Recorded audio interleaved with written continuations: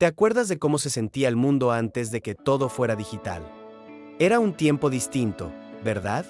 Un tiempo en el que la música vivía en discos que podían saltar con un mal paso, y en el que conectarse a internet era una ceremonia ruidosa, con la esperanza de que nadie levantara el teléfono. Y por supuesto, las visitas al videoclub del barrio los viernes por la noche. No era una simple compra, era un ritual sagrado. Esto es recordar los 90. Fuimos la última generación que conoció de verdad ese mundo análogo, ese mundo que se podía tocar. El salto del casete al reproductor de discos compactos se sintió como un verdadero viaje al futuro. De repente, ya no había que darle la vuelta a la cinta o esperar a que se rebobinara. Solo tenías que meter el disco y saltar directamente a tu canción favorita. El sonido era puro, nítido, nada que ver con el siseo de una cinta que ya habías escuchado 100 veces. Pero no era perfecto, ni mucho menos. ¿Recuerdas esa caminata cuidadosa, casi ceremonial, con el reproductor en la mano como si llevaras una bandeja de copas de cristal? Incluso con la tecnología antisaltos, un pequeño tropiezo y la música se rompía. Toda una proeza para que nuestra canción no se arruinara. Ah, ¿y qué me dices de hacer una cinta de mezclas? ¡Qué paciencia! ¡Qué dedicación! Era un arte de precisión, casi de cirujano. Presionar el botón de grabar en el instante justo en que terminaba el locutor de la radio, y rezar para que la canción no se cortara antes de tiempo. Era algo muy personal. Las hacíamos para el camino al colegio, para regalárselas a ese amor secreto, o simplemente para tener juntas las canciones que nos movían por dentro.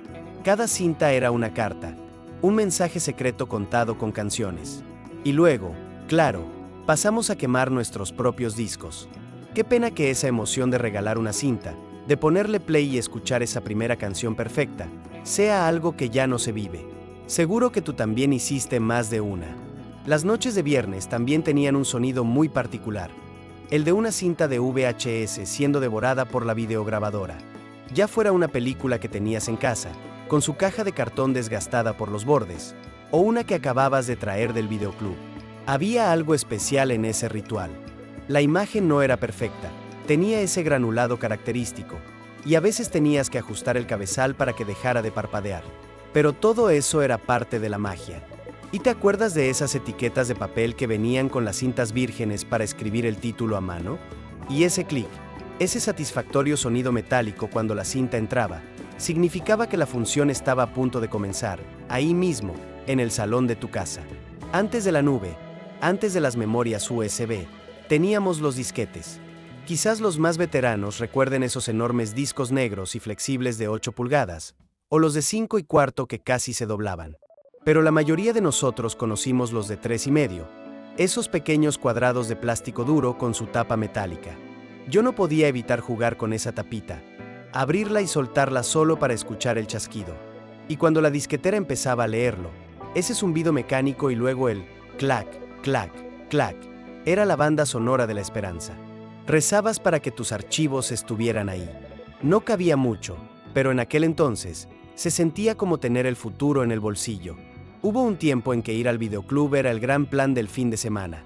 No importaba si se llamaba Videocentro, o simplemente era el de la esquina.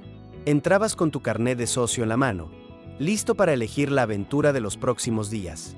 El pasillo de los estrenos era el más codiciado, una verdadera carrera contra el tiempo. Esperabas con todas tus fuerzas que la película que querías ver todavía estuviera allí, porque volaban.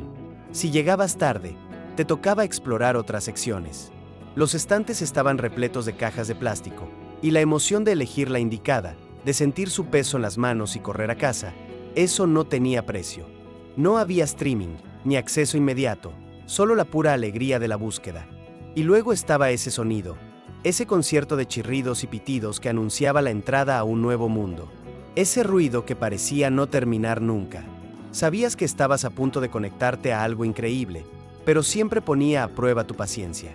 Si alguien levantaba el teléfono de casa mientras estabas en línea, era una pequeña tragedia. Se cortaba todo. Y si estabas descargando algo, tenías que empezar de cero. Era muy común escuchar un grito desde otra habitación. No toquen el teléfono, que estoy conectado. Es increíble recordar todo esto. Si te gustan estas historias, estos pequeños viajes al pasado que hacemos aquí en Secretos de nuestra época, considera suscribirte. Nos ayuda a seguir desempolvando recuerdos juntos. Y la gloria, cuando por fin cargaba la página y escuchabas esa frase icónica, tiene un nuevo correo. Era un mensaje simple, pero se sentía como haber ganado la lotería. Había unas fichas de cartón que eran casi una moneda de cambio en los recreos, los tazos. Estaban por todas partes, en los bolsillos, en las mochilas, en el patio del colegio.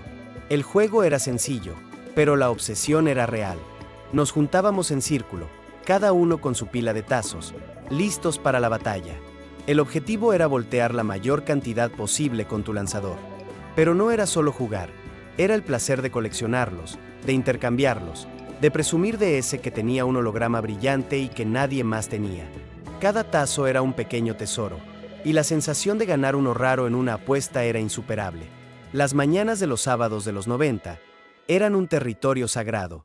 La televisión era nuestra puerta de entrada a mundos fantásticos, y el ritual siempre empezaba igual, con un gran tazón de cereales con leche.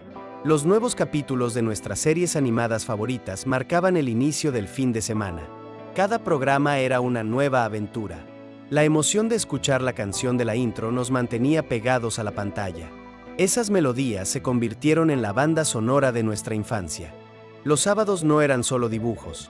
Eran la promesa de que teníamos 2 días enteros por delante para vivir nuestras propias aventuras.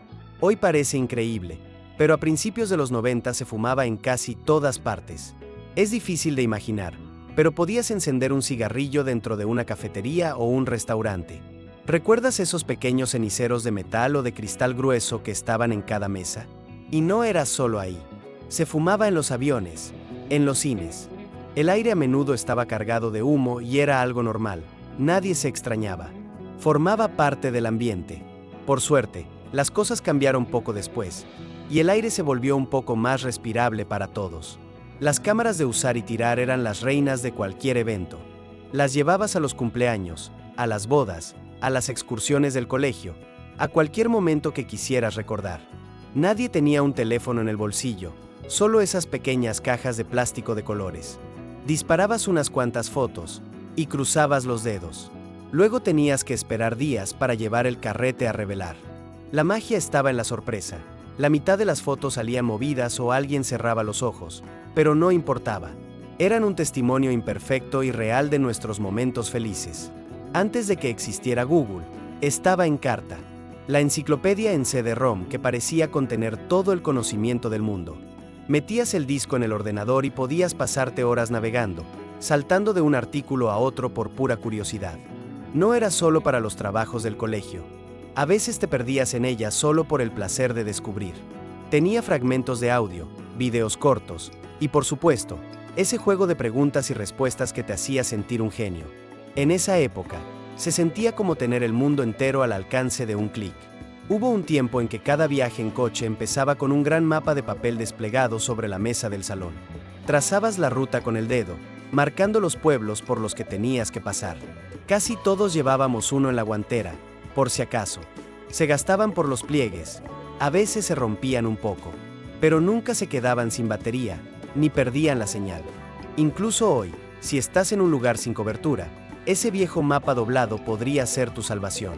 No era lo más cómodo, desde luego, pero había algo muy satisfactorio en encontrar el camino por ti mismo.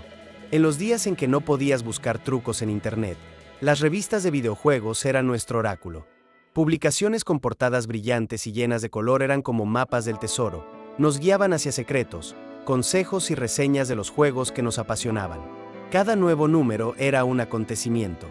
Pasábamos las páginas con avidez, buscando ese código que nos daría vidas infinitas o nos desbloquearía un personaje secreto. Era un mundo de descubrimiento más lento. Había que esperar, saborear la información y, a veces, pelear por conseguir el último ejemplar en el kiosco. Pagar con un cheque nos puede parecer algo de otra época, pero entonces era de lo más normal. Para pagar el alquiler, la factura del teléfono o comprar un electrodoméstico, sacar el talonario era parte de la rutina. Y no olvidemos esos talonarios con papel carbón, que te dejaban una copia de todo lo que pagabas. Quizás tardaba más en procesarse que una tarjeta, pero se sentía más tangible, como si tuvieras un control más real de tu dinero. Había que planificar un poco más, no era tan fácil comprar por impulso. Volar en los 90 se hizo más accesible para la gente común. Con la llegada de aerolíneas más económicas, viajar en avión dejó de ser algo exclusivo para los más adinerados. Se sintió como una nueva era, en la que personas de todo tipo podían subirse a un avión y conocer mundo. Aún no existían los controles de seguridad tan estrictos de hoy en día, y todo el proceso se sentía más relajado, menos complicado. Viajar en avión tenía un encanto distinto. No siempre era cómodo, pero se sentía como un acontecimiento especial. Había un snack que muchos recordamos con cariño, unas galletitas con forma de cacahuete, rellenas de una crema deliciosa. Tenían una capa crujiente por fuera y un interior suave y cremoso que era una combinación perfecta. Ya fuera para la merienda después del colegio o para llevar en la mochila de excursión, eran un clásico para muchos de nosotros. Por desgracia, hace mucho que desaparecieron, pero para quienes las probamos, su sabor todavía nos trae de vuelta esos buenos recuerdos de los 90.